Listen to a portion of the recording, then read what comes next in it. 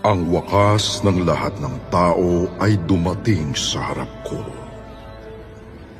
Sapagkat ang lupa ay napuno ng karahasan dahil sa kanila. At narito, sila'y aking lilipuling kasama ng lupa. Gumawa ka ng isang sasakyang kahoy na gopher. Gagawa ka ng mga silid sa sasakyan at iyong sisiksikan sa loob at sa labas ng sayo.